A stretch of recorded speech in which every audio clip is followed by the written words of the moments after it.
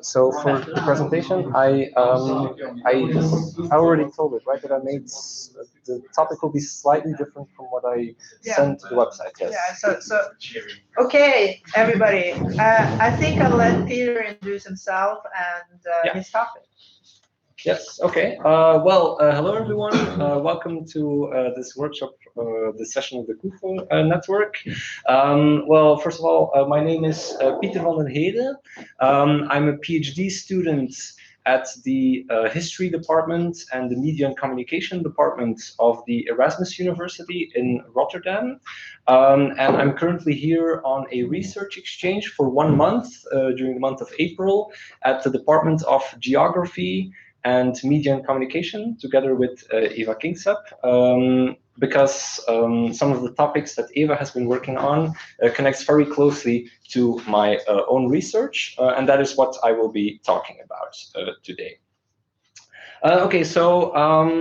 What is the subject matter of my presentation? It's entitled Livin in a Nazi-infested World, Analyzing the Ludic Imagination of Wartime Occupation. Let's just go over the overview first. Actually, I have two main parts for the presentation today. First of all, I would like to say something about my research project more generally. So what are the main goals of the project? What are the case studies? To provide some general insight on what I'm working on. And then secondly, that will be the biggest part, I guess. I want to dive into a specific case study and talk about the phenomenon of occupation during the Second World War and how it is being depicted, represented in historical video games, because ultimately that is the topic that I'm working on more generally. Then afterwards, there will be time for questions, I guess, so please feel free to ask. Maybe from the get-go, a start question. How many people play games or have played games before? Yes, okay, sure. Okay, so you're kind of acquainted with the topic, I guess. Okay, let's get started. So first of all, the general project, what am I working on? What are the key goals, the key elements? To start this off, I want to highlight that actually my PhD project at Erasmus University is part of a broader research program. This research program is called the Research Excellence Initiative, War, Popular Culture, and European Heritage of Major Armed Conflicts. So what is this broader research program about? Basically, what we try to do is to study how the heritage, and that means both tangible and intangible heritage, of the history of modern wars, so wars from the 20th and 21st century in particular, how that heritage is being represented in and appropriated through popular culture. So basically, we're interested in popular products, popular outlets, films, comics, you name it. And we want to study how they depict the violence, the legacies of these conflicts, and then subsequently how people who read these things, who watch these films, how they appropriate these popular imaginations. There's actually a third component to this broader goal of the research program. That is that we also want to take a look at it from an educational perspective to some extent, in that we also want to give advice or recommendations about how you could use these imaginations, for example, these popular entertainment outlets, how you could use these or embed these in teaching, for example. That is also a goal of this broader program. Okay, so that's the umbrella, so to speak. To give a little bit more context, like I said, it's a broader program. It's actually a collaboration between 3 departments, so history and media and communication, where I'm at. There's also an arts and culture department within our faculty who's also very much involved in this project. As a result, we have multiple researchers, PhD students, and postdocs who are involved in it. So for example, somebody is focusing on popular culture in the Netherlands in relation to the Second World War. She's studying Dutch films about the war and other outlets. There's somebody who's focusing on reenactments, both in the Netherlands and in Indonesia even. And so how do people engage with that? What do they get out of this? Et cetera, et cetera. So there are several projects. Okay, now where does my project come in then? My PhD project was originally entitled this, so it's the preliminary title. I've changed it already, but I added it just for now for a formal element. So my project was entitled "The Game Set in War-Devastated European Urban Landscapes." Okay, so what it basically, the goal here, well, my focus is on the format, the medium of digital games, video games that represent these past conflicts of the 20th and 21st century. And what I try to do is basically answer the same question that we formulated for the broader program. So how do these games represent these past conflicts, and how do players engage with the heritage of the 20th and 21st century wars when playing these games? That's actually the broader question that I'm at. Okay, so that is like the broad umbrella, right? Now let's move on. What are the components of my project, basically? What have I been doing so far? My project has been running for 2.5, well, actually a little bit more than 2.5 years. So it's, it's already in the later stages, as they call it then. But so we've already done some work. There are some things that I could already emphasize, highlight. Okay, well, actually, when we started out, so like I said, we have two main components, right? Representation and then appropriation. What do the players do with it? When we wanted to talk about representation, so how do these games depict wars? Well, when you think about the 20th, 21st century, you're already talking about a huge period, of course. There are numerous wars that you could focus on. So what we did is we made a choice to focus on the Second World War in particular, and also what we called contemporary conflicts. So basically wars set after the Cold War period, we said. So Cold War, 9/11, these events, in that period, those are the games that we looked at. Okay, now to do that, actually, I adopted a twofold approach together with my supervisors. Well, the first thing that I wanted to do when looking at games about World War II and about post-Cold War conflicts is actually gain some sort of an overview, some sort of a bird's eye perspective. So the main question that I started out with was, okay, what are the perspectives that are shown in these games? What are the settings? Where do the wars take place? Etc., etc. Okay, just to give you a glimpse, so here are some covers of some of the games that I've been looking at.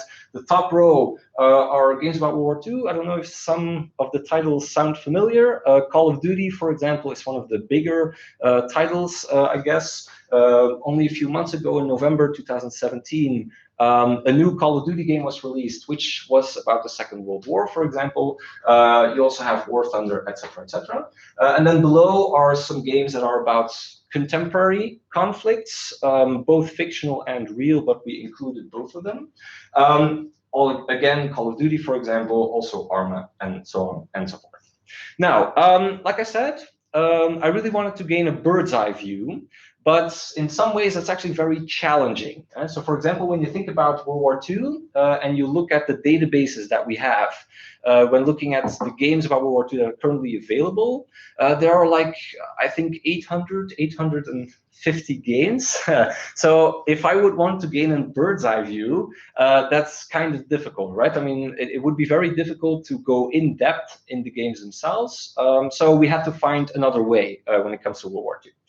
So what we ended up doing was actually use an additional source that is closely connected to these games, and that's allow us to work faster and gain more insight, what I would call paratextual sources. I mean, I think the term is familiar here. Have people heard of paratexts? Yes, yeah. So of course, it's a concept that's very known in literary studies as well, of course.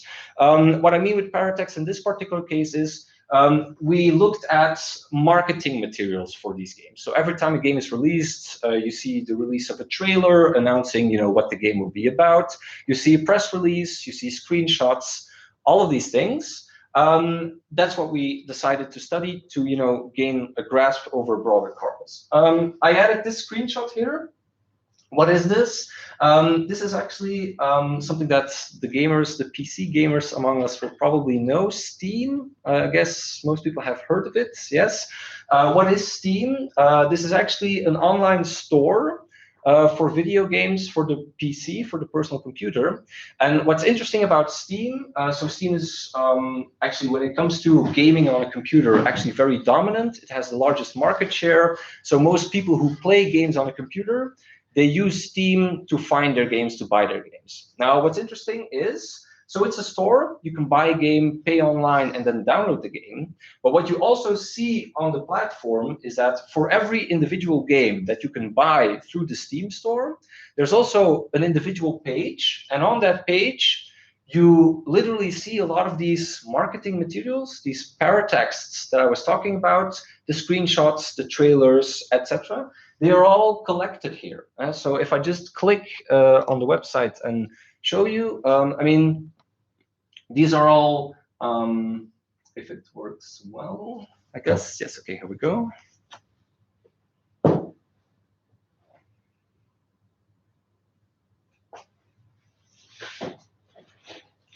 Yes, okay. Well, I'm not gonna play the trailer, that would be too long, but as you see, you can find all these materials here, and they provide a lot of information. So here's, for example, it's in Dutch for now, but you can find like a basic description of what the game is. So actually, it's kind of a rich source that could provide us insights, at least to some extent, into like some of the dominant elements that are often expressed in these games. Okay, so that is one of the things that we decided to do when it comes to World War II games. We really wanted to, gain this overview. We carried out this content analysis of these paratexts, like I said, and one of the things that you find then is perhaps not surprising, I guess, but when you look at games about the Second World War, you very much see a focus on military frontline combat between the dominant powers, the United States, Soviet Union, Germany.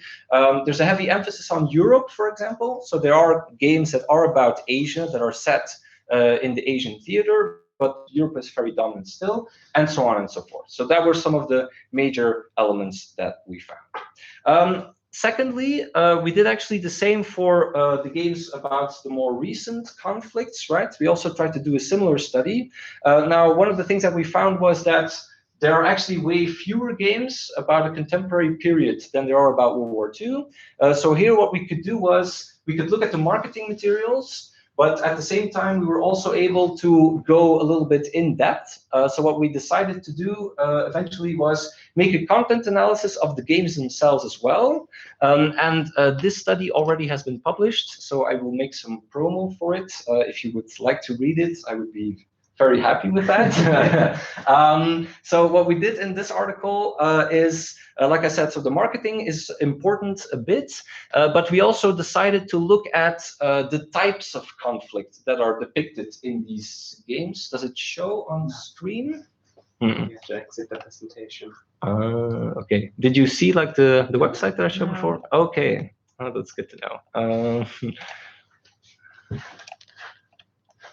How do I exit? Just escape, right? Yeah, okay, that makes more sense. Okay, so here it is. Yeah, okay, so here's the article. I'll send the link if you want. So like I said, what we decided to do was, it's a bit of an abstract idea, but we wanted to study the types of conflict that are depicted in games. Basically, when you go to the field of peace and conflict studies, for example, what they have been doing over the past few years is compile databases of the types of conflict that occur around the world. And one of the major distinctions that they make is, on the one hand, you have conflicts, wars between states. So think about Russia, the United States, etc. On the other hand, you have conflicts that are internal, civil wars, or even conflicts that are not even related to a state. So where, armed factions, guerrilla warfighters fight each other, basically. And what you see when you look at the data about contemporary conflicts right now across the world, globally, then you see that these civil wars and these wars, these proxy wars between small groups of fighters, that these are actually very dominant, and that wars between states are actually disappearing gradually. There are hardly any left. But when you look at the games, you very much still see this focus on wars between, Russia, the United States, like these big states battling each other. So basically, you see this disconnect between game content on the one hand and things that are going on in the world right now. One of the things that we also found was, not surprisingly, I guess, but a lot of the games that we studied were very Americano-centric. So they showed the wars from the perspective of American soldiers, etc., etc. So these were some of the things that we were able to identify. So for gamers, also specifically in Europe, what you could say is actually they mostly get to engage with imaginations of war that are Americano-centric and centered on specific areas, specific types of conflict, for example, Middle East, Russia, and so on and so forth. Okay, that's that. All right, so let's get back to the presentation here. Okay.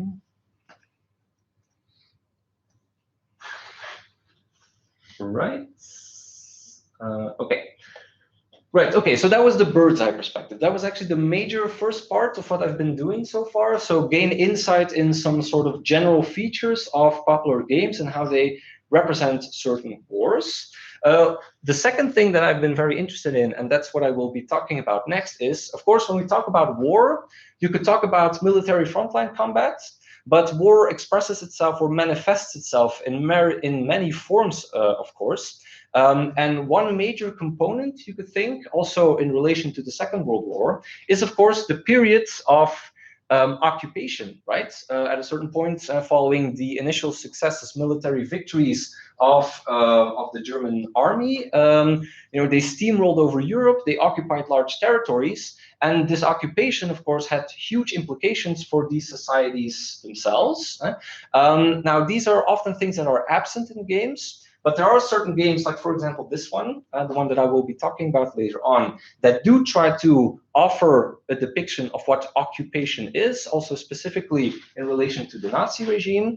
So that is something more of a case study that I'm also very interested in, that I want to say something more about. So that's also part of my research. Okay, and then coming to an end of the overview, I would say, I've been talking about representation mostly, but of course, the second major component was talk about what players do with the game, right? So what we're also very interested in, probably even more so, is ultimately what gaming means for players. So how do players think about the wars that they see and the things that they do while playing the game? Are there certain elements of the games that they value a lot or that they actually hate, etc., etc.? And so what we're basically interested in the appropriation part of my research is the signification. So how to give players meaning to the things that they play, and the negotiation in that respect. What aspects do they like? What aspects do they reject? That's the key component, actually. Now, to answer that question, I've added two concepts that I'm very interested in that are actually very central to memory studies, to cultural memory studies. If I say prosthetic memory, is that a concept that is new? Have some of you heard of this before? I'm very good. Yeah. Yes. Okay. So when I talk about prosthetic memory, the basic idea behind it is people nowadays have memories of the Second World War, for example, even though they haven't really experienced it themselves. They have been born like many decades later. So they have no direct connection to it. But the reason why they have memories of the war is because they have seen movies, they've played games. So basically through media representation, they have gained some sort of an acquaintance with the concept. And because of that, also certain memories of it. Literally like a prosthetic that has been attached to your body, then of course, when it comes to your memories. That is one concept. The second concept, well, I would say close recollection, post-memory. If I say post-memory, that's a concept by Marianne Hirsch. The idea there is post-memory is a concept that you use when you talk about second-generation people. So, for example, children of people who were involved in a conflict. Of course, I mean, maybe they weren't involved in the conflict themselves directly, but through, of course, knowing their parents, etc., they have gained some sense of what the conflict must have been like, or their relation to what a conflict was is perhaps different. I also added close recollection. That would be my term. There's probably a better term for it, but to indicate people who were literally directly involved. I think of refugees, for example. That would be closer even than post-memory, I guess. Now, why do I mention these concepts? Actually, the basic idea that I'm very interested in is What if you make a comparison between these two? You have people who, on the one hand, are mostly, have a prosthetic in that sense, have memories in that way about World War II, for example. On the other hand, you might have people who have indeed this second generation relationship with armed conflict.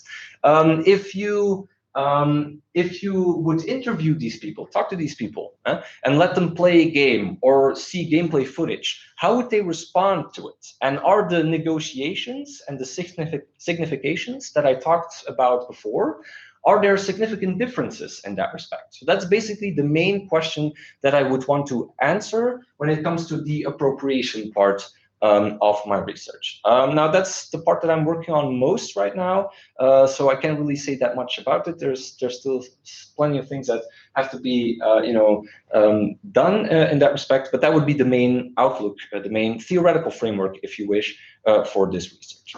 Okay, to end up the first part, then we're already finished there. I would like to end with this image. This is actually something I started my very first presentation with.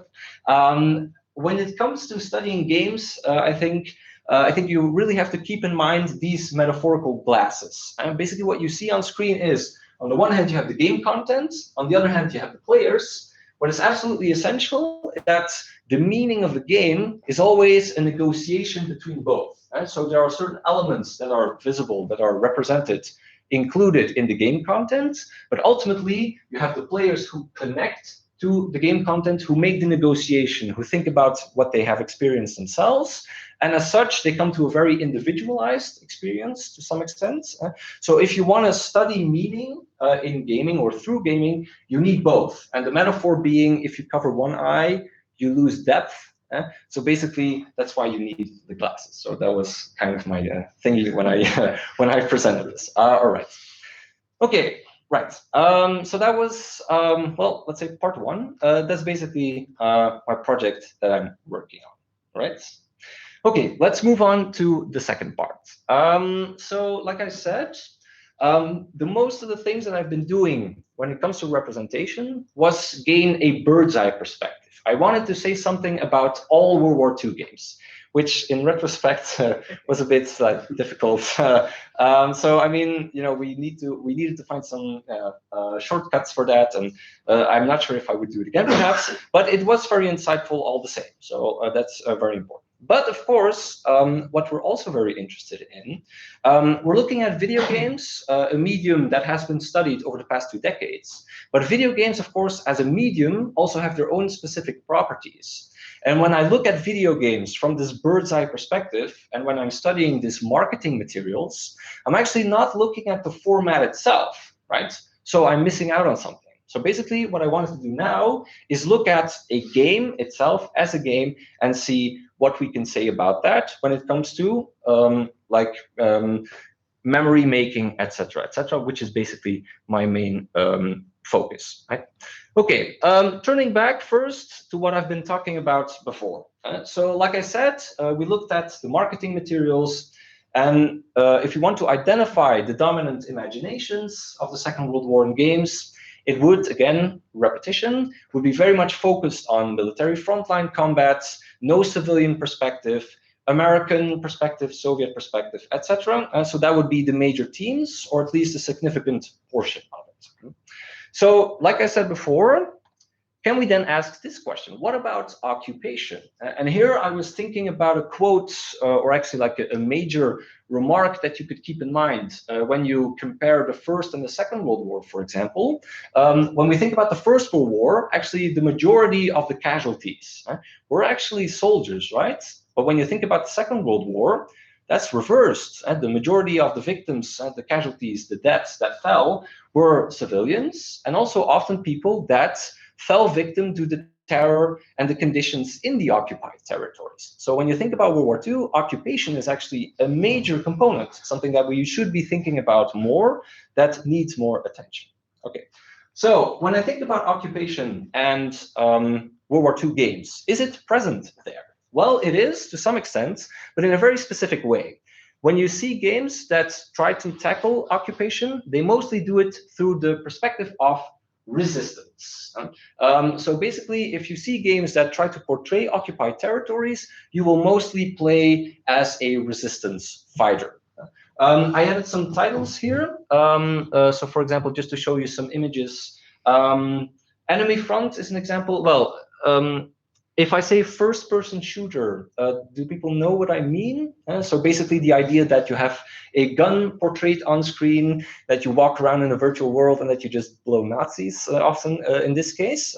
So Enemy Front would be a first-person shooter like that. And it's interesting about this is it focuses on the Polish resistance. So for example, the Warsaw Uprising, 1944, and the Home Army, that is something that is being depicted here. This is an additional game about this. Uprising 44 also focuses on the Warsaw Uprising. If I could give a recommendation, I'll perhaps give the reference later on. Pieter, for example, has written an interesting article on this. So, for example, the Polish resistance in the last few years has seen some games that try to represent their perspective. Now, most games, however, I would say, the ones that have been made so far, are very much, I think Eva recognizes this one. Yes, absolutely. This is like, I think, my childhood recollection as well. So like the early 2000s, I guess. Most of the games, like for example, Medal of Honor Underground, they actually depict the French resistance, French resistance fighters. So this is one of the very first that I could think of. But also, like I mentioned, Call of Duty World War II earlier, like the game that was released only a few months ago. There's actually also a section in that game where you play as Rousseau, as a French resistance fighter. So the French resistance is certainly quite prominent. The Saboteur, the game that I will be discussing further on, is exactly also like that. So it's also a game that focuses on the French resistance again, and that's it. Another trend or another thing that you've seen last year was this game. Does anyone know Wolfenstein 2, the new Colossus? Yes, okay. It's actually made by a Swedish company in Uppsala, Machine Games. Well, so where these games wanted to represent, you know, actual historical events, well, you could say more about it, but still, this game is an alternate history game where the Nazis have taken over the world, and where you, as tough guy BJ Blazkowicz, have to kick back the Nazis and retake America from the Nazi occupied. But of course, that's fiction. Also very interesting, but something I will leave out for now. Okay, maybe an additional remark still and then move on. Like I said, some games focus on the Polish resistance, French resistance. There are other examples as well. But one thing that these games certainly already have in common is when they talk about resistance, they talk about national resistance movements. So they explicitly state French resistance, Polish resistance, and so on, even though, as we know, when you think about the historical record, obviously, these national movements were only one type of resistance. A lot of resistance movements were also very much inspired by communist ideology, for example. They were often very prominent in engaging in resistance against the Nazis across Europe, but that is something that you do not see in games. So communist resistance movements is something that I haven't encountered so far. Okay, well, Wolfenstein is actually interesting, but okay, never mind. I will skip that for now in that sense. Okay, so like I said, resistance. Now, okay, so this is the template that we have, right? So we have games about occupation. There are some games that tackle the resistance. I will take one of them, the Saboteur, like I said, and okay, let's have a closer look at that. Now, in order to do that, in order to make a case study analysis, basically, of a historical game like this, there is something very important that I have to highlight.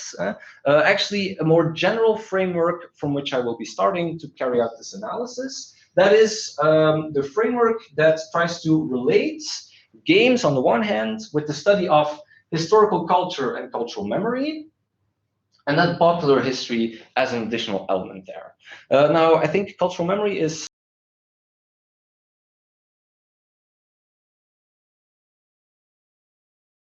the general idea here, something that both historical culture and cultural memory as closely related concepts share. That's the basic idea that people, societies, they engage with the past, they commemorate the past in a multitude of ways through various formats and for different purposes. And of course, academic historiography could be one of those. But according to cultural memory, that's only one format. So ultimately, films, literature, comics, games, they are all actually kind of equal formats in that respect through which people engage with the past. Now, why did I add popular history then? Well, when you look at research since the late 90s, I think, where people asked, students and people in general, what they valued the most or what they found the most important formats through which they gained historical knowledge. What you saw was, well, there aren't many people who read these thick academic books, right? So a lot of people watch films, they watch documentaries, etc. So for a lot of people, what we often consider to be popular, quotation mark, are actually a very important source of historical knowledge, right? So all the more reason to take these popular expressions more seriously. So the basic premise here is that we really want to study these formats because they often inform people to a significant extent about the past. Okay, now coming to games then, what is very important here? What we want to do is actually look at the nature of a video game as a format. What is it that sets a video game apart from a film or from a book, etc.? I mean, this seems pretty obvious at first, but there are some key terms that we have to identify here. Well, what we say when we talk about games is that they actually have two major components, two key components that we always have to take into account. On the one hand, games would definitely be, well, narrative, okay, but certainly representations. I'll show you a clip in an instant of the Saboteur game, like I said. What you see in that clip is you see characters, like people walking around, engaging with one another. You see events unfolding. So basically, they represent these things, right? Video games are representations, just like films are, and any other format in that respect. But what do video games add that is very important? Of course, video games are interactive. They rely on active player input to actually bring the game about. As a player, you see something on screen, then you react to that, and you actually co-produce to some extent what is being shown on screen. So what do most game scholars in the field of game studies say? That games are not only representational, narrative, they allow for engagements with history on that level, but also on what we would say a procedural and a performative level. What do I mean with procedural? Games have rules, right? And we follow these rules.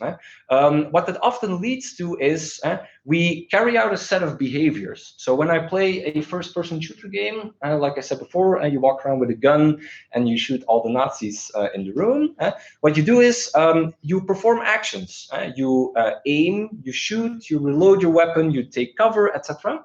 So you simulate something. It's a procedure, it's an operation, it's an action that you perform. And then, of course, like I said, you perform it. So there's an active, sense of acting it out, basically. These components, the procedural, the performative level, is something that you actively have to take into account when studying video games about history. Okay, right.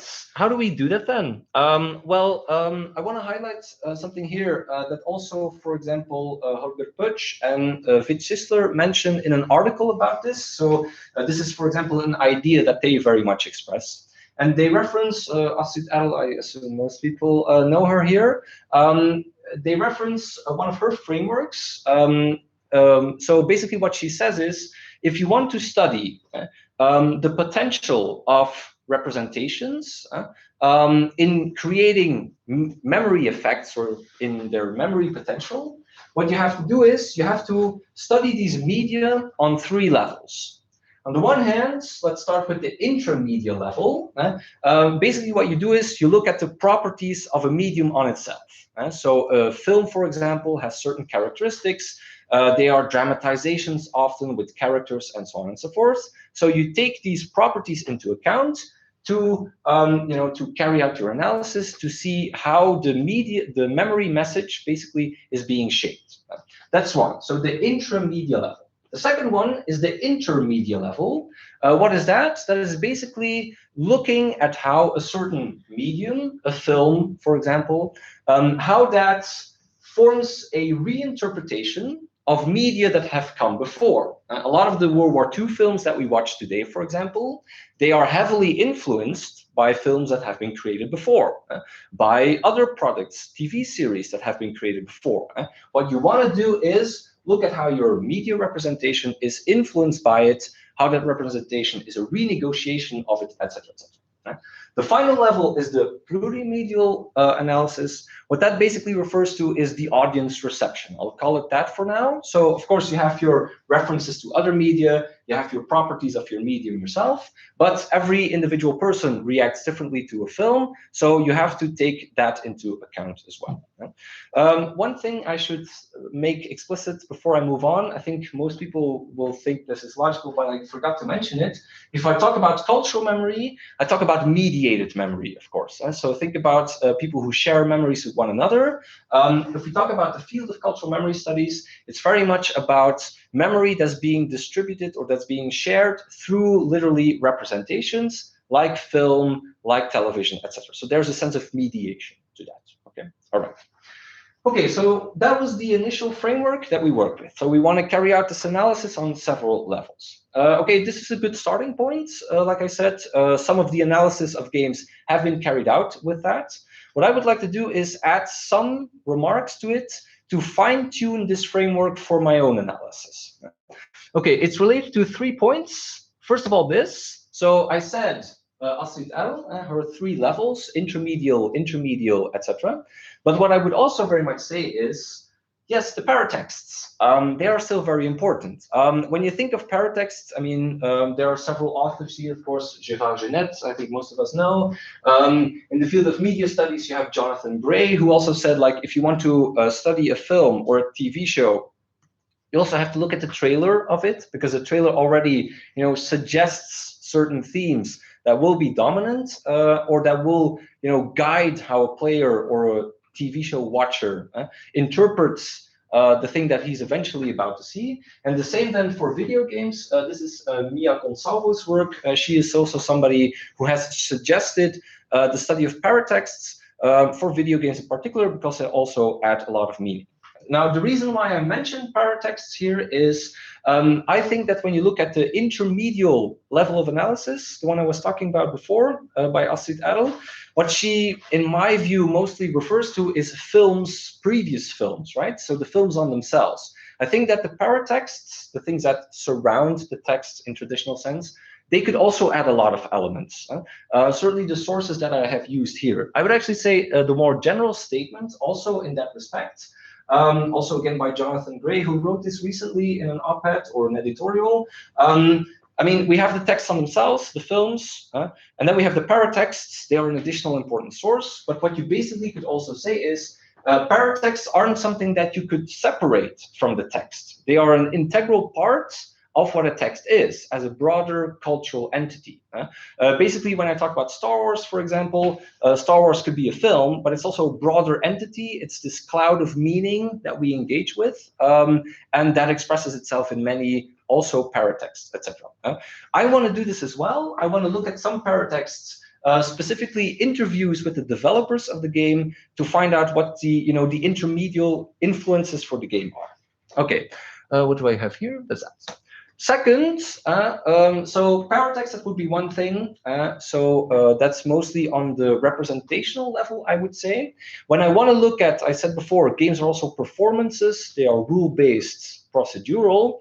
Here, I would like to make the framework that I presented before a little bit more general by looking at something Latorre formulated, Oliver Latorre formulated a few years ago, which is the social discourse of video games analysis model, and just a big confusing name, I guess. But so the idea here is very basic, that through the game rules and through the actions that you perform in a video game, that you can actually also actively contribute to the creation, to the construction of certain social realities. That's the idea. So to clarify a little bit, depending on the rules you have in a game, depending on the actions that you perform in a game, you will be saying something about society on a social level. For example, if you have a shooting game and the only thing that you can do is, well, shoot people, kill them, then you're actually already conveying a very aggressive message, for example.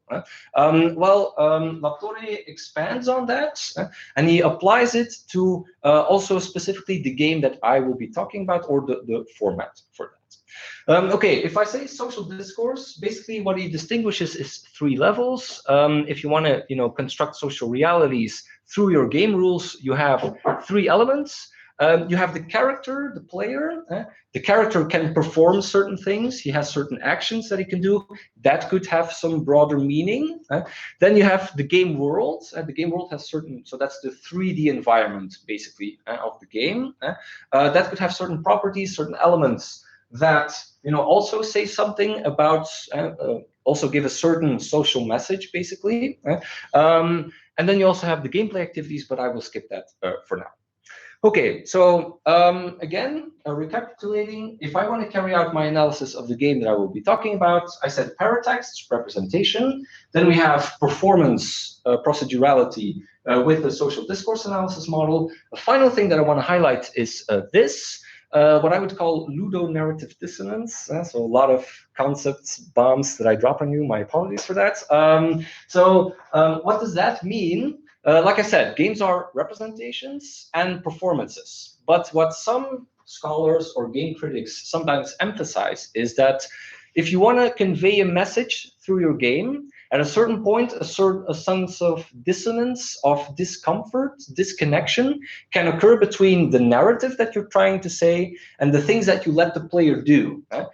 Just to give you one example, is there somebody who knows Uncharted? Yes, okay, certainly. Now Uncharted is this like fun adventure game, kind of Indiana Jonesy. So it's meant to be lighthearted. But what you also do in this game, and hopefully my video works, so this is a video by IGN. It's like a game website, and they made an analysis of how many people you shoot in the game. So if you walk around in the game, you're this like lighthearted adventurer, but you also kill quite some people. So that might be some sort of a dissonance between, on the one hand, being this like nice hero, and on the other hand, being this brutal murderer who literally kills hundreds of opponents when you play the game. So I will just try and hope it works, just to show you some gameplay as well, I guess. Oh, hold on. Is that sound?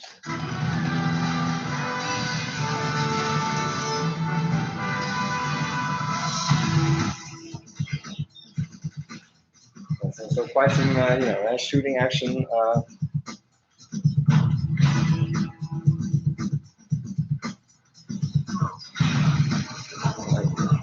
Yeah.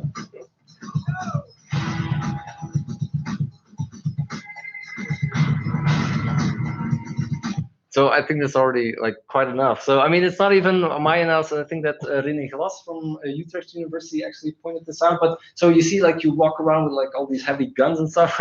So it's a bit, it might seem a bit out of touch with like the lighthearted tone that the game itself tries to convey. So that's this dissonance sense. I would actually also very much would like to apply that to my own analysis. Okay, enough for that. So let's move on to the actual case study, right? Because I've been talking quite a lot about theory and etc. Okay, what is the case study? Like I said, I want to look at the Saboteur, one game that was released a few years ago already, 2009. So it's already quite old, but a lot of the things that you see in it are actually quite relevant still for games today. Okay, before I show the video, some context. What is the game about? So it's about resistance, like I said. In the Saboteur, you play as Sean Devlin, who is an Irish race car driver, and just before the war, he ends up in Germany, where he, participates in a race. But due to events, like he has to flee Germany, he has to flee to France, and then shortly after, the Germans invade France and they occupy France, and Sean Devlin decides to become involved in the French resistance to fight the evil Nazi occupier. So that's the basic premise. Okay, then let's see some gameplay about that, right? So just to give you the short clip, the gameplay trailer, yeah. Does it have to change the sound again or no? Okay.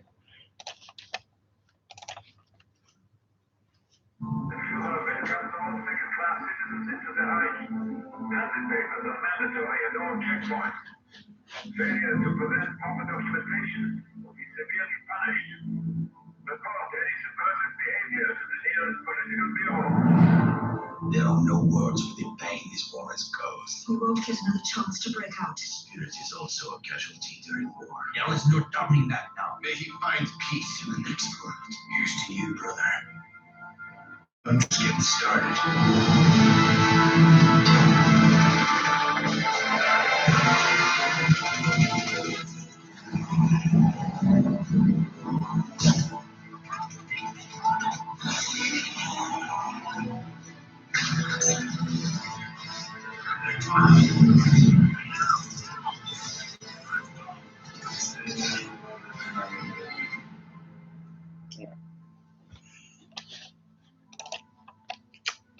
Right. So that's that. Okay, so that's basically what the. Yeah. Okay, so that's basically what the story is about, right? So you can wander around in Paris and you can shoot lots and lots of Nazis, as you've seen, and then try and liberate Paris. That's actually the underlying idea. Now, before I dive into like some specific properties of the game, let me just say one general thing that will kind of structure my arguments. Basically, what I would say, and other people like Emil Hammer, for example, have also described this. I think when you talk about popular historical representation in entertainment, for example, and also specifically for games, so ludic historical representation, you could call it, I would say that often has a double nature. You could talk about the double-faced nature of this.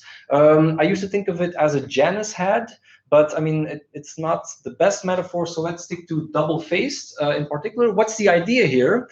Every time that a game company tries to create a video game that to some extent addresses aspects of the past, what they usually try to do is move between two extremes on a continuum.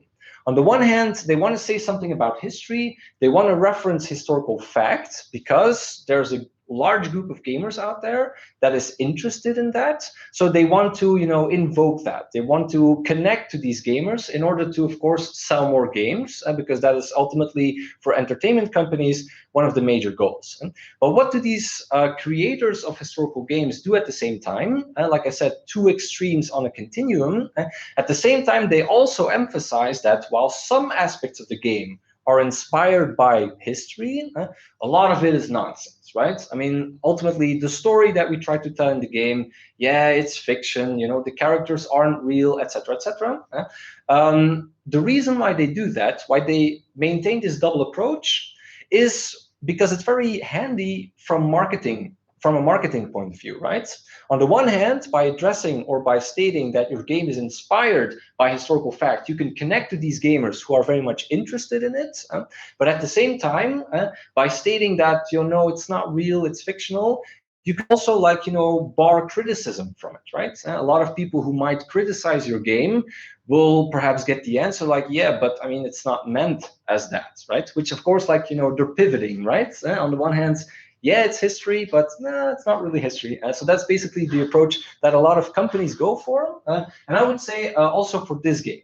Basically, what you would want to do if you carry out an analysis of any gamic historical representation like this, you would want to try and position that game on that continuum. Okay, so to what extent do they really want to be fictional, and to what extent not? That is also something that I will do right now. So first of all, I will look at the representation. And like I said, I want to focus on paratexts. What I'll do is I made an analysis of some interviews that the developers of the Saboteur gave, and I will try to highlight exactly where they want to position their game on this continuum, fictional and then realistic or accurate, etc. Okay, so what are some of the frames? There are two things that I want to focus on. First of all, the main character, and then the setting of the game. The Saboteur takes place in Paris, and you could say a lot about the way in which Paris is being shown in the Saboteur. Okay, when I talk about the main character, like I said, this is the main character of the game. So his name is Sean Devlin. Like I mentioned, he's an Irish race driver. And that is also something that you see here. And there are lots of nice 3D models that I could find. So lucky, happy about that. But so, okay, this is what the character is. Now, how did they construct this character? Because what game developers do is, they think a lot about who that character is, right? And what the inspiration sources for it are. Now, when you look at the developer interviews, what a lot of members of the development team state is, well, first of all, the initial spark for Sean Devlin came from this person called William Grover Williams. And who is William Grover Williams? He is a British race driver also, who was actually quite successful during the interwar period and who won lots of races. So I'm from Belgium originally. This is a picture taken after he won the Grand Prix de Belgique in 1931 in Francorchamps. So he was like this, kind of pretty good race driver, right? Now, what happens when the war breaks out? He has to flee. And he's British. He ends up actually working together with the SOE, the Special Operations Executive, and literally he becomes a resistance fighter. So he was actually somebody who ended up helping the French resistance fighting the Germans. Ultimately, I think in 1945, he is arrested at some point and he is executed in 1945. So what you read in the developer interviews is somebody of the development team came across this story and they thought like, whoa, this is like a cool story, right? Like, this race driver who turns up like tough ass resistance fighter. So they went from there. So on the one hand, already like a historical inspiration to some extent. But what do they do next then? Well, basically the developers then state that, well, okay, we took it as a starting point, but then we wanted to create this like really cool action hero out of it. And okay, they started looking for inspirations. And what ended up being their inspirations? These people, Indiana Jones. So they started looking at films, Indiana Jones. Also this guy, John McClane, yippee-ki-yay. They explicitly mention in their interviews that they started with William Grover Williams, this race driver, but when they ended up making the game, they really also wanted to make their character look like this 1980s action hero. Another figure, you probably know him, I guess, from like Bullet and The Great Escape, Steve McQueen. That is also a source of inspiration that they mention. They say like, okay, Steve McQueen, when you think of this person, this was this crazy, like cool, sexy guy, drinks, smokes, etc. These are also all properties that they gave to the original character that I showed, Sean Devlin. So basically, the main protagonist of the game is like a combination, according to the developers at least, of all of these figures. So if you already combine that, I think that you can already see like the continuum that I was talking about, historical representation, fictional versus real. Basically what you could say here is, okay, they grounded it a little bit in history, but actually most of it they just threw overboard. And they went with this like cool fictional action hero to present an action movie, basically, right? That is what they went for. Okay, so that's that. That's the main character. And the second then, again, positioning the game on the continuum between fictional and real, would be the setting. So the 3D environment, I showed the video clip, you walk around in Paris. How did they create Paris? Well, several things I want to highlight here. This is the map of Paris, the in-game map. And of course, this is not what Paris really looks like.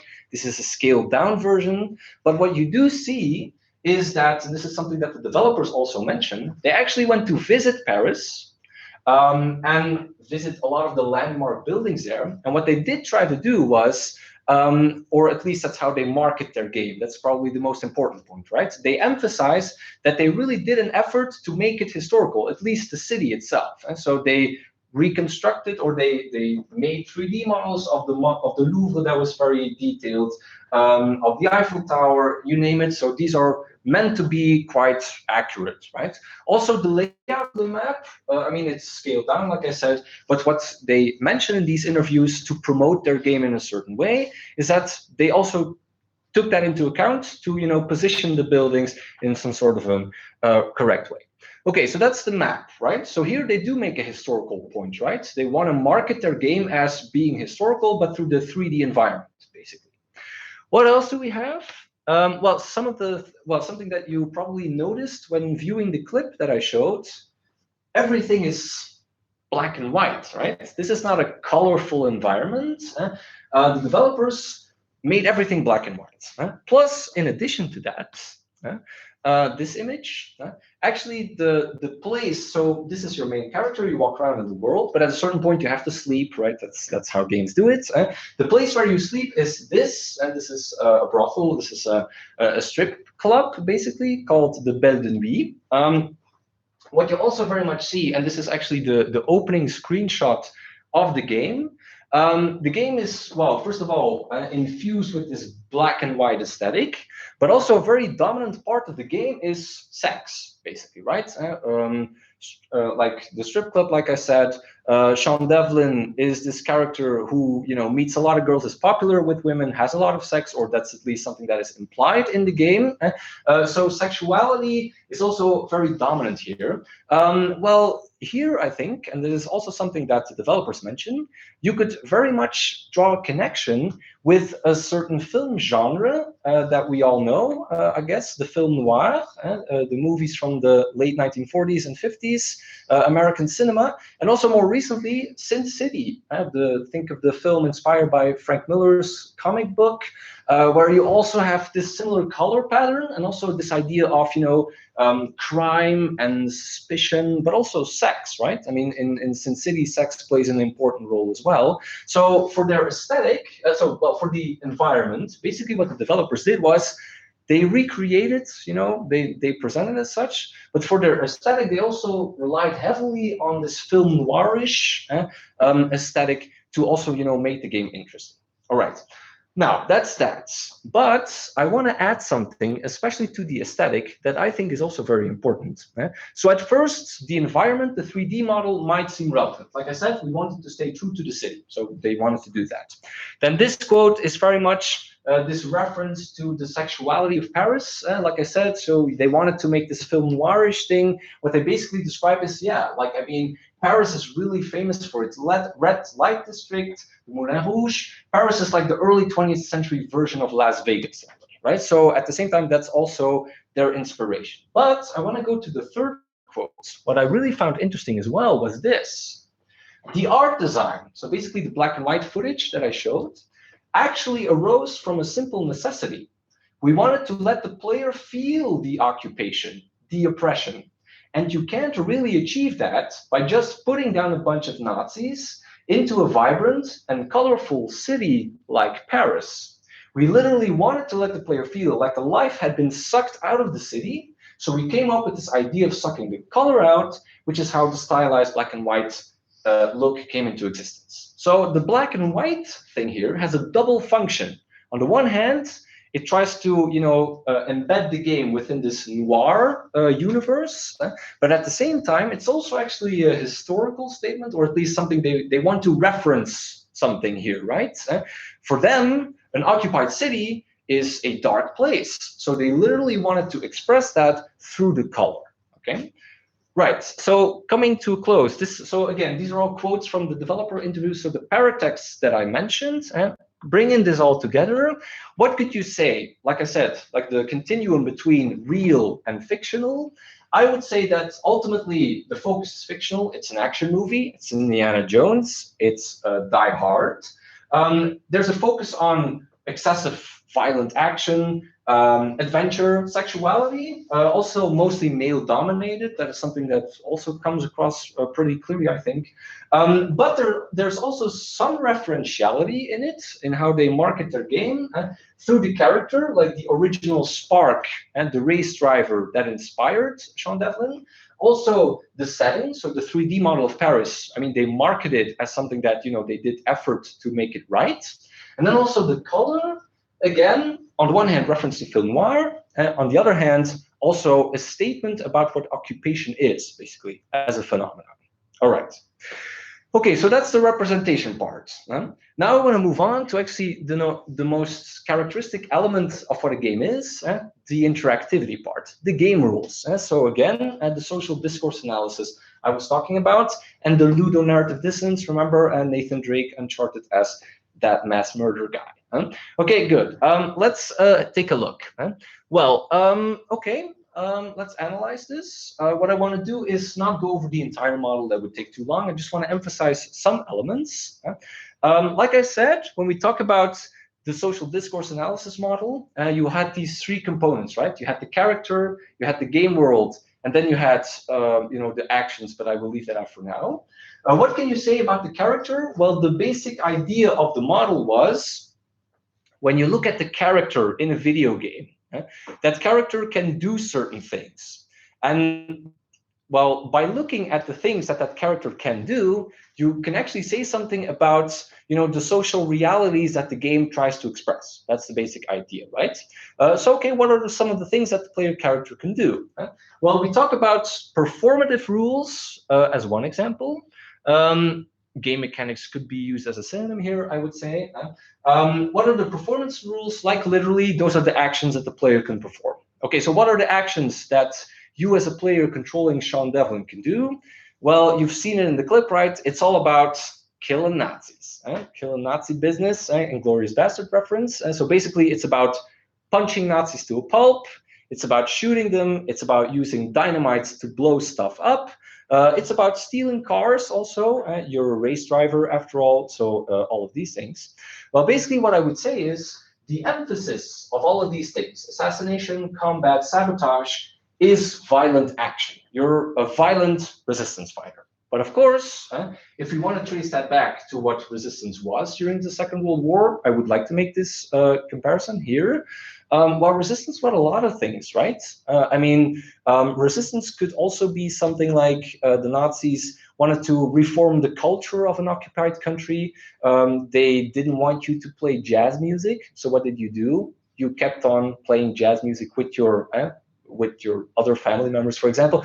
That's a sort of cultural resistance that is also part of what resistance is. And basically what you see in the game is that actually the game turns resistance into this fantasy of heroic action against an evil villain, right? That's what it does. So this multi-layered nature of what resistance is mostly filtered out because it's actually mostly redirected to this unidimensional version of it focused on violent action.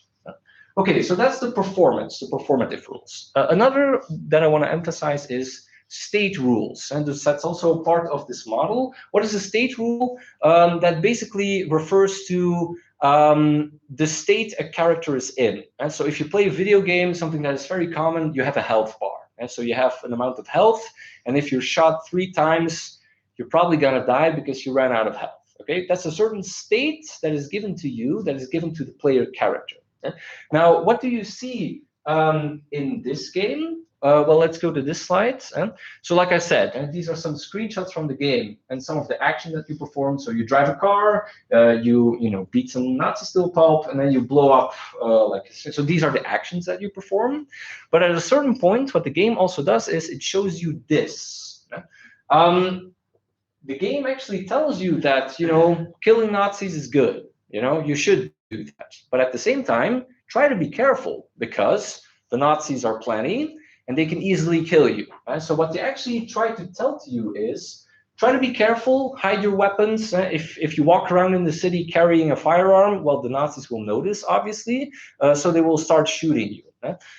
Basically what that means is, you as a player and as a character can come under suspicion. So at a certain point, you can gain a new status as a character. You can become suspicious, and then you have to become very careful. What that as a message would be is that violence is good, but try to plan in advance a little bit, right? That's also very important. An additional state is not necessarily related to the suspicion, but to what they call in the game the infamy level. What also happens is when you walk around or when you move around in the city, you drive your car, and actually the controls of the car are a bit clunky. So what often happens is you end up running over some civilians, which is quite brutal, I guess. So some of the 3D civilians that walk around in this environment, you easily, kill them, actually, even though that's not something that you're supposed to do. Now, what is the infamy level? If I go back to my slide here, so infamy, if you do that too often, kill a civilian or another resistance fighter, they will turn on you and they will murder you, okay? The message here would be clearly that if you want to engage in resistance, stick to the Nazis and try to be careful. What the game also does is it enables you to do that.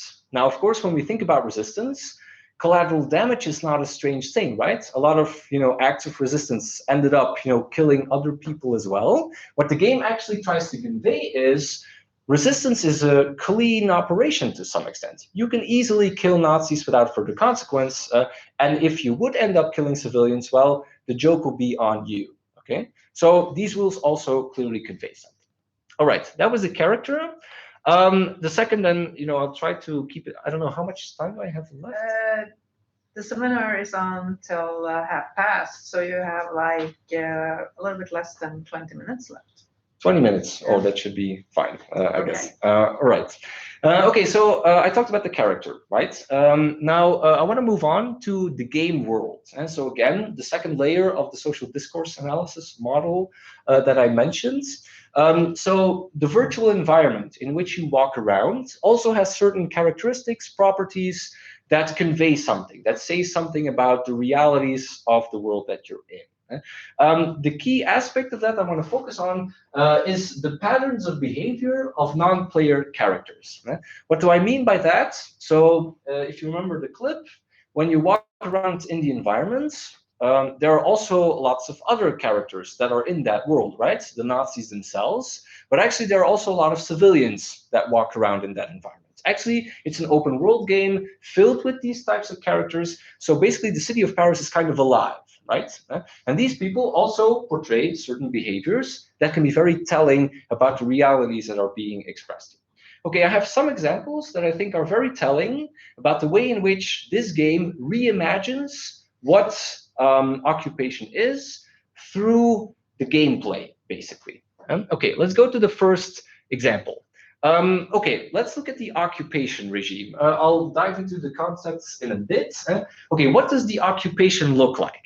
If we look at the characters in the world that represent it. Okay, that should not happen. Hold on.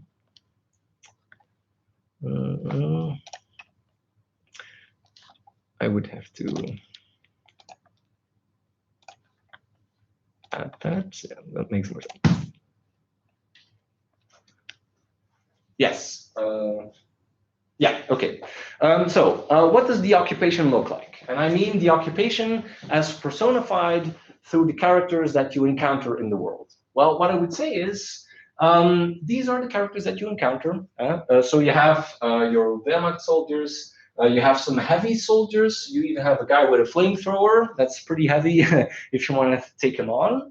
Then you have a Gestapo officer, this guy, and then you have like the leaders of the occupation regime. I'm not going to say too much about it. I mean, this character in particular is also very interesting, I guess, but I'm not going to say too much about it. But the basic idea is the occupation consists of Nazis and Germans, but that's it. So you don't see any French police officers walking around in Paris. You don't see any other, people of the administration walk around. So basically what the game tells to you is simply by populating the 3D world with Nazi characters as being representative of what the occupation regime is, what it basically tells to you is, well, yeah, the occupation was a Nazi phenomenon. But of course, I mean, we know that when you look at what the occupation was in Europe during 1940, 1945, that's, of course, there was some sense of overstretch in Europe. So the Nazis had to rely heavily on local administrations to run the countries that were occupied, etc. So basically, the message here is local administrations who collaborated with the Nazis, who worked together with them to run the occupied territories, also particularly in France and Western Europe, etc., those weren't there. So basically, the occupation is a Nazi phenomenon, no other people involved. And I mean, that's kind of telling, I guess, very much so. The basic difference between these characters that you do see is mostly gameplay related. So the basic idea here is that, okay, this is a Wehrmacht soldier, he has a rifle, but he's a bit of an easy opponent. So just shoot him once and he's dead. But then on the other hand, you have this guy, and like I said, the guy with the flamethrower, he has like armor and stuff like that. So that guy becomes kind of difficult to oppose. So basically what they've done is they didn't make a distinction between, you know, different people that were involved in the occupation regime. The main distinction that they made was gameplay related to make it challenging for the player to face these opponents. But that's it. That doesn't necessarily say something about what the nature of the occupation was about. Okay, so that would be one major element, I would say. Okay, moving on. So like I said, it's kind of unidimensional, right? So only Nazis, nobody else involved. A second thing that I want to emphasize is this. This is something that you saw in the clip, right? At a certain point, you see this scene. So when you drive around in the city of Paris in the game The Saboteur, you will encounter scenes like this quite often. So, you know, German soldiers preparing to execute French civilians. Basically, what the game says is that's part of, you know, the objectives you have as a player in the game. Basically, what you have to do is you have to prevent these Germans from executing these civilians. So one of the tasks of the game becomes for you to save, you know, civilians across the city. Now, of course, I mean, if you look at this, this is already a very aggressive type of occupation, right? I mean, when you would look back at, you know, when the Germans first arrived in France, the earlier months, the occupation was nothing like this. Actually, a lot of people, you know, they were grudging a little bit, but, you know, there wasn't, I would say in the first months following the summer of 1940, when the Germans entered France, when they occupied Paris itself, there was hardly any resistance. Actually, resistance gradually, you know, expanded throughout the period of occupation. So scenes like this, that's something you wouldn't really see in the early months of the war, because simply, well, the Germans didn't have to use these drastic measures, right?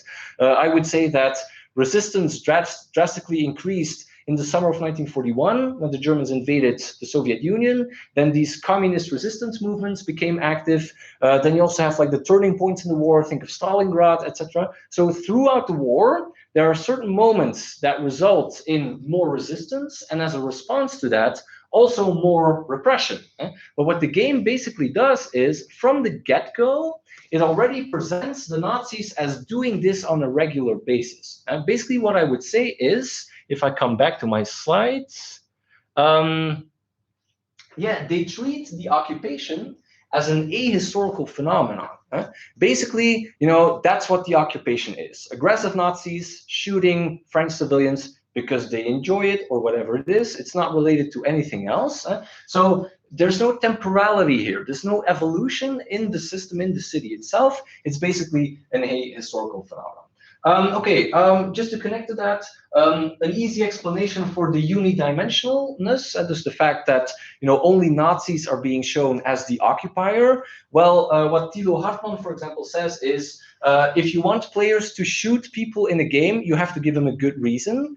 He calls it moral disengagement. Basically, what the game tells you is, yeah, they're Nazis, you know, you can go ahead and shoot them, that's fine. And people will do so because, of course, they're Nazis, right? So, I mean, if the occupation would consist of Germans, but also French police officers, then suddenly that would become much more layered and something that you would become perhaps a bit hesitant towards, right? Would I shoot a French police officer? Would I do that or not? That is a valid question that you can ask then. Okay, then this I mentioned. So that's that. Okay, then, like I said, final remark here. I also want to talk about like this ludonarrative dissonance. Is this something that we see in this game as well? Remember Nathan Drake, what I said earlier?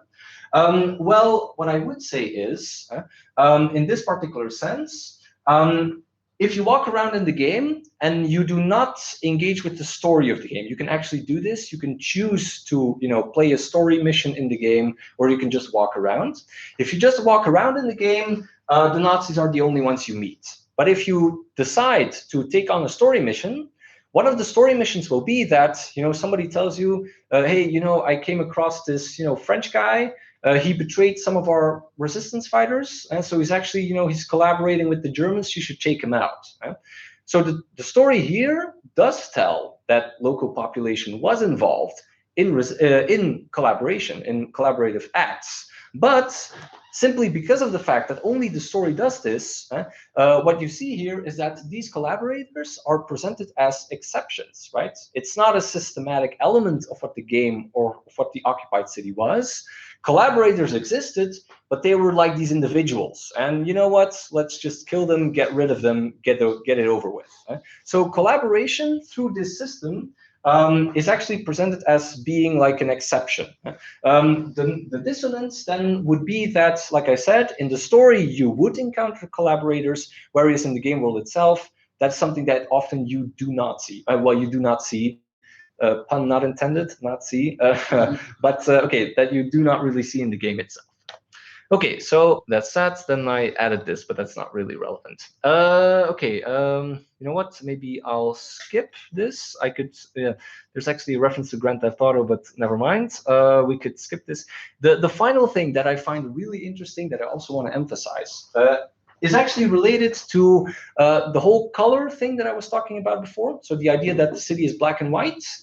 Well, in the game world, the non-player characters will also engage with these two systems at some point. On the one hand, the will to fight, abbreviated WTF, but that's not the meaning of it. And then also the fight back zones. Okay, skipping this for now. What is the will to fight? Okay, I will show this through an example. So again, like I said, the Saboteur has a story. We have story missions. One of the missions is the Red Wedding mission. So before Game of Thrones actually came up with the Red Wedding. And what is the idea of the Red Wedding? Well, you come across a priest, a Catholic priest, a French priest, and he says to you, well, so I heard about this German general who wants to marry a French girl. But this French girl doesn't want that. She's actually being forced to marry this French general. Okay, so Sean, could you help me? At a certain point, I will say, like, do people object to this marriage?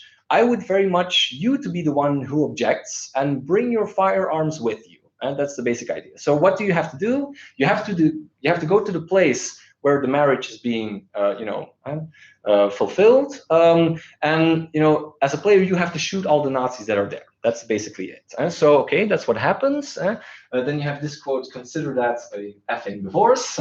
Like the action hero popping one-liners and all of that. But then what happens afterwards is actually very interesting. So this is a screenshot of the chapel where the marriage was conducted. But as soon as you shot all the Nazis, this is what you see. At a certain point, the black and white disappears. And you see like this light column arise, and the black and white is being pushed out, and the color returns to the city. What is this? Like I said, this is the will to fight. The basic idea behind this is, as soon as you complete a major objective in a certain area of the city, the black and white will disappear. The city will, lighten up again, but at the same time, all of the civilians that walk around in that part of the city, they will become, motivated to join you in resistance. And so basically what you see is in the black and white areas, if, a German soldier comes up to a civilian, that soldier will harass that civilian, and that civilian will do nothing. They will just hover and, oh, please don't hurt me. But in the colored cities, the will to fight has returned. So the civilians, they start to, punch back, right? Already very interesting. Second thing is the fight back zones. What is that? So I talked about the Red Wedding, etc. What you also see is once you have a zone where the color has returned, what you can also do is you can create fight back zones where, for example, if you are spotted by the Nazis and you have to flee, you can go to a certain zone, and there you will find, armed resistance members who will join in the fight with you to fight back the Nazis and, gain victory. So this is also what happens. The Nazis have run into the fight back zone. They have come across like the French heroes, and the Nazis have died. Okay, now what does that refer to? Actually, if you look back at how people, specifically in France also, thought about the war experience, the occupation in the immediate decade, immediate first years after the war. What you see there is actually something that is very similar in this game. Basically, what these two systems express is that the French population, the Parisian population, they actually always hated the Nazis, right? They never wanted to be occupied, but all they needed was a little spark to become, active in the resistance. So basically, this idea of French people as silent resistors, always being, reluctant to accept the Nazis on our grounds, right? This is exactly the type of cultural narrative that the historians after the war were also portraying, like the French people as, actually resistors. The Nazis were there, okay, but in our hearts, we were against the Nazis. That was the cultural narrative of the decade. You could even go further. Some historians said, like, okay, Pétain, he created the Vichy regime, but what he did was, basically, he protected the French against the Nazis to wait for de Gaulle to come in and liberate us. That was the narrative that was being created.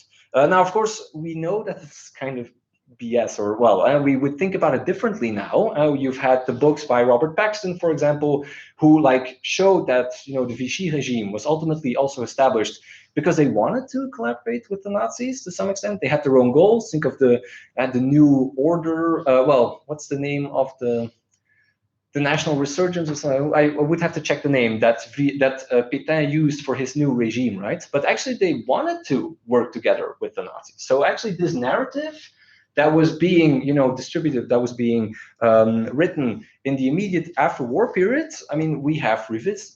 I mean, that's wrong. We no longer accept this. What I would say is that this game actually directly traces back to this. Simply, the French as being these resistors. But of course, what you then see is this game is an American product. It's made by an American developer. So what I would say is that what you see here is some sort of a blend within the entertainment sector between, on the one hand, some sort of a U.S. imagination, American imagination of Paris as like this city of sin and sexual exploits and all of that, but at the same time as robust fighters, something that directly blends with this original French commemorative discourse about what the wartime experience would have been. Okay, that would be my inspiration. All right, that's that. Okay, that was mostly my analysis. Okay, Peter, I think you have to. I have 2 minutes? Oh, no. Oh, 2 minutes. Yeah. Okay, maybe one thing to round up. Okay, so that's all done. Okay, so to conclude, if you talk about this game, you have a reimagination, commemorative discourse of what the occupation was, that is embedded within an entertainment sector, that uses specific representational and procedural rule-based elements to convey a certain, commemorative discourse. Then the ludonarrative dissonance, you know what, I would just skip that. Okay, so that was it. All right, okay. Thank you very much. Thank you very much. Okay, very interesting, and you actually used up all the time, but questions, we probably have a few minutes for questions anyway. So, yeah. Yes.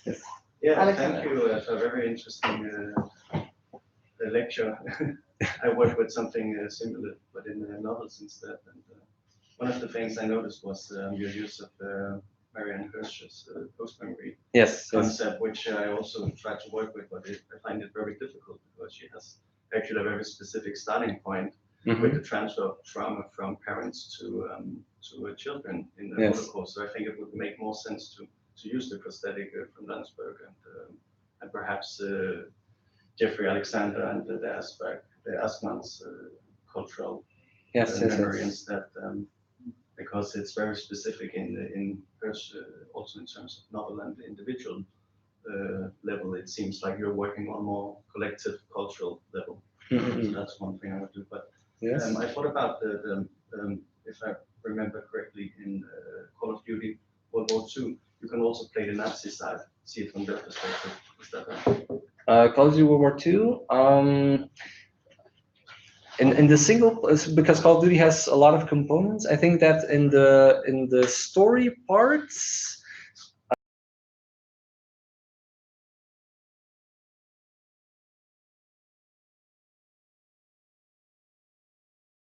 perspective on playing? Well, in the multiplayer, you have both sides, of Yeah. course. So there you do play as Axis forces. But is that something, because you have a very specific historical narrative on this, will you also work with the German perspective? That's a very difficult angle. Well, I think certainly that the German perspective is very interesting. I would also already have some ideas on how I would comment on that. There are certainly like several elements that that I already found very striking in the games, that you do explicitly see this German perspective. What I would have to say is that because of our focus, right? We looked at the promo materials, etc.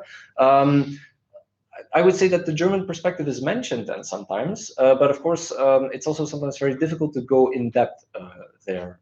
So it would have to be an additional case here, I guess. Perhaps if I could comment a bit further, something that I did notice, for example, in the games from the Company of Heroes series, if you know it by any chance, that's like an RTS game, right? So a strategy game basically. And what you see in that game is what they do, they let you play as a German soldier, but explicitly as a Wehrmacht soldier.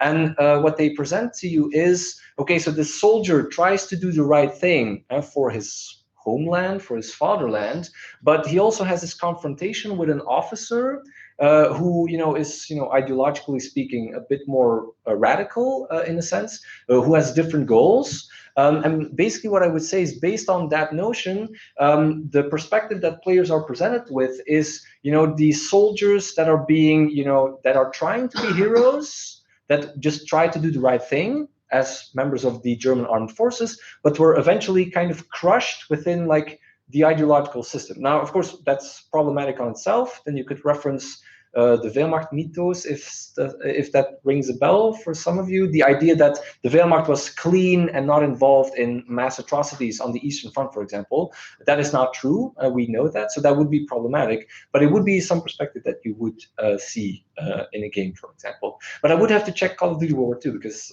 it's I don't remember it, to be honest. So I would have to check. Yes. Something I found very interesting as a new trend in Holocaust culture, especially also in novels and films, where you see it from the German perspective, which is a radical different approach than the usual victim side. Yes. So, yeah. Yeah, definitely. Okay. I'm very sorry, but I will have to leave. But of course, you have the room. So if Eva can take over as the chair, I saw there are hands in the air here. So. Okay, yeah. Are you okay with that? I have like 15 minutes before I need to go. Yeah, okay. So Andreas and Pieter have questions as well, but I had promised to be somewhere else, so I have to go. Okay. Thank you so much. Very interesting. Thank you very much. And also, the timing was a bit, so my apologies. Yeah. But I think everybody was interested. You did a good job with the lecture, so okay. No problem. Thank you very much. Okay. Yes, who was first? Okay, I think I was, but thank you for a very interesting talk. Got me thinking about a lot of things. First, I'm a literature person, so I must say that The Storm of Swords by George Martin was published in 2007. So the Red Wedding. The Red Wedding from the book. Okay, fair point. Very important point. Yes. No, my main thinking, I'm very interested in this ludonarrative dissonance, and you were talking about Uncharted as having a ludonarrative dissonance, that you go around killing a lot of people, and it seems to be on the face of it a game about just happy-go-lucky exploration of a game world. No. But is it that actually? Because when I look at that kind of games, it seems to be the exact opposite, that you're supposed to go around killing people. So is there actual ludonarrative dissonance in a game like Uncharted? Mm-hmm. Because that you expect to do that, and the game provides you with all the tools and all the weapons and all the sort of ludonarrative tools to actually go around killing people. Yes. I would just to perhaps ask your opinion about that. Isn't it rather the lack of such a dissonance that is troubling? That you are actually in this bright, happy-go-lucky world, going around killing people, and that feels like the thing you should be doing. Yes. So it's sort of the lack of a dissonance that is troubling to me. Yes, definitely. Well, so the Uncharted example, that's something that I got from a paper from René Glas, I think, or somebody from Utrecht University. What I would say is that I think that the point that you're highlighting is certainly important, but it's also very much the experientiality of it, I guess. So the fact that the game takes it for granted that you use all these weapons, so I would say that when you look at the game itself, so the combat where you shoot all these people is actually also kind of presented as something that is fun. I suppose there's not that much blood in it or something. So it's indeed in the game itself, it's being presented as something that is kind of logical. But I would mostly say that for the player, that might seem something that is weird, right? Because it's supposed to be this like you said, happy-go-lucky in a sense. Whereas then that is also part of the game, that you just go ahead and shoot people like that. Now, if I can expand on that a little bit more, I would also say, because I use it for my analysis as well, right? Ludonarrative dissonance. It mostly depends, I guess, on how you look at the game. If I wanted to, if I carried out my analysis, the social discourse analysis of the ludic elements, of course, my analysis was heavily inspired by historiography to some extent, and so some of the things that we know about occupation regimes, etc. So if I would use that background to look at the ludic elements of the game, then for me that would sound kind of dissonant, right? So the idea that the occupation is just Nazis, or but I think that also when you ultimately look at the design of the game is very much created in such a way that all of these elements, even though in comparison to the historical record in some way, it would seem strange, the game does also present it as something that seems like logical to do in that sense. Because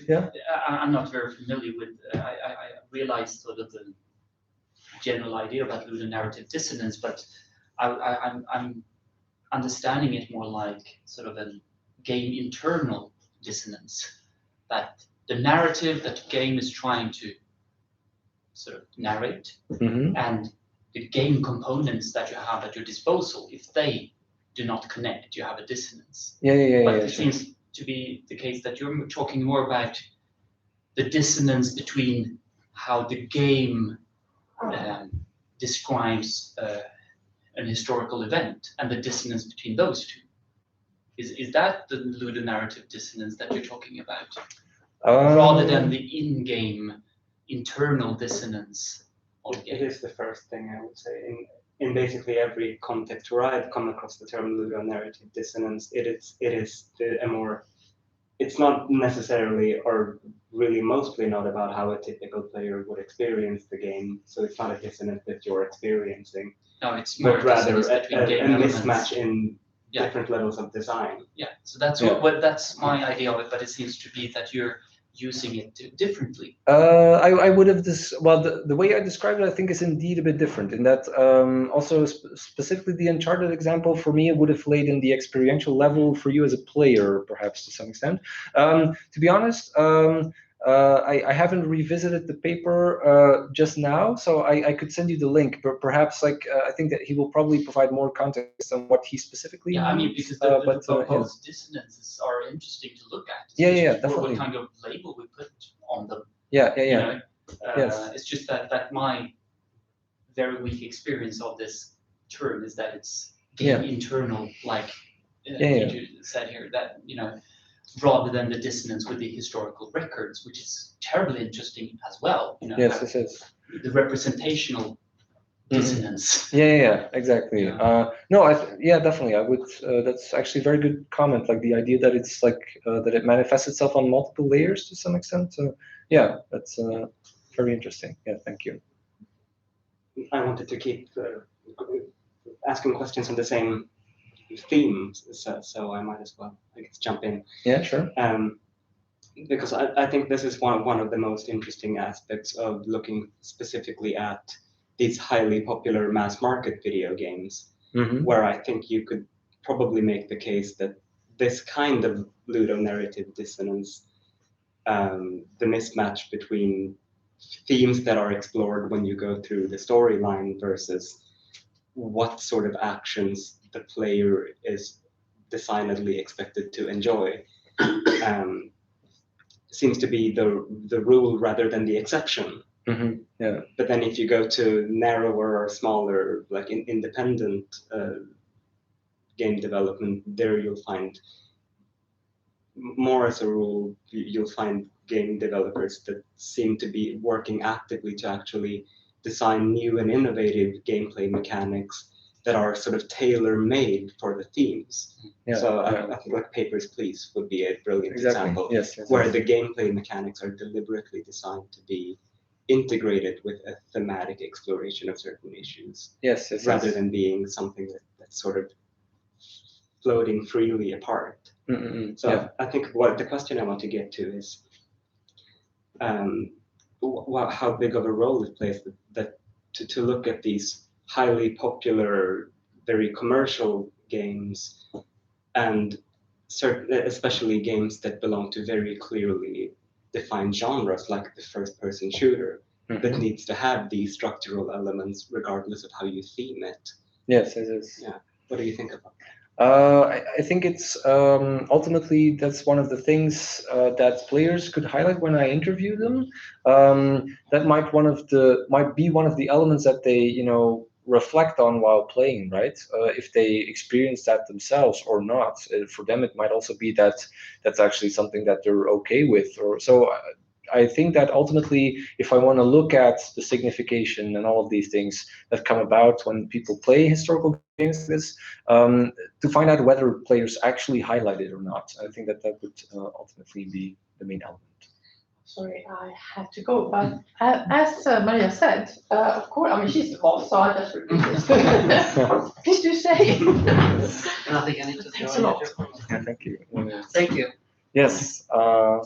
The younger people say. The younger people say. Let's have a groupie kind of talk about games now. Yeah. Do you want to wrap up the recording? Maybe? Yeah, sure. That sounds like a good.